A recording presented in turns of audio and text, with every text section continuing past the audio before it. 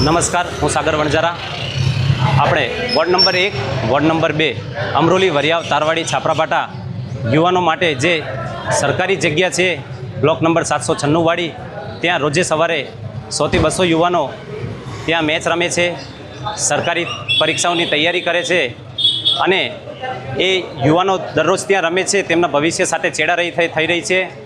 ત્યાં જે સરકારી જગ્યા છે ત્યાં સુજલામ સુફલામ જળ અભિયાન અંતર્ગત અમુક ભૂમાફિયાઓ સરકારી અધિકારીઓ સાથે મળીને આ તળાવ અને ઠરાવ મંજૂર કરાવી દીધું છે અને ત્યાં મશીનરી ઉતારીને એ તળાવ ખોદવાનું કાવતરું કરી રહ્યા છે.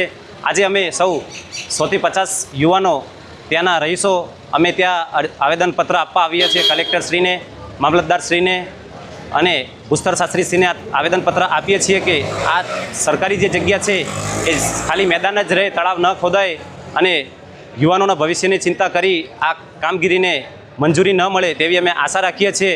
આ જે જગ્યા છે ત્યાંથી 300 મીટરના અંતરે અમારી પાસે સરકારી તળાવ છે, ત્યાં તમામ સુવિધા છે અને ત્યાંના અમારા આજુબાજુ જે રહીશો છે એમને તળાવની કોઈ જરૂર નથી. અને આ જે પણ કંઈ થઈ રહ્યું છે એ અચાનક અને આટલું જલ્દી થઈ રહ્યું છે, તેથી અમે આ કામગીરી હાથ ધરી રહ્યા છીએ. સરકારશ્રીને નમ્ર અપીલ છે કે આ કામગીરી બંધ કરે. આજુબાજુ ઇન્ડસ્ટ્રીયલ એરિયો છે, રહેણાંક વિસ્તાર છે અને વરસાદને કારણે જો અહીંયા તળાવ ખોદાશે અને વરસાદી પાણી ભરાશે, પાણીના કારણે મચ્છરનો ઉપદ્રવ થશે અને જાહેર જનતાને અમુક બીમારીઓનો સામનો કરવો પડશે તથા ત્યાં કોઈ પણ અકસ્માત રહેશે તો એની જવાબદારી કોની? એક આ મેદાન અમારા યુવાનો પાસે છે, એ મેદાન રહેવા દો અને આ મેદાન તળાવ ન બને તેની સાવચેતી રહે તે માટે અમારા ધારાસભ્ય, કોર્પોરેટરો અને સરકારશ્રીની નમ્ર અપીલ છે.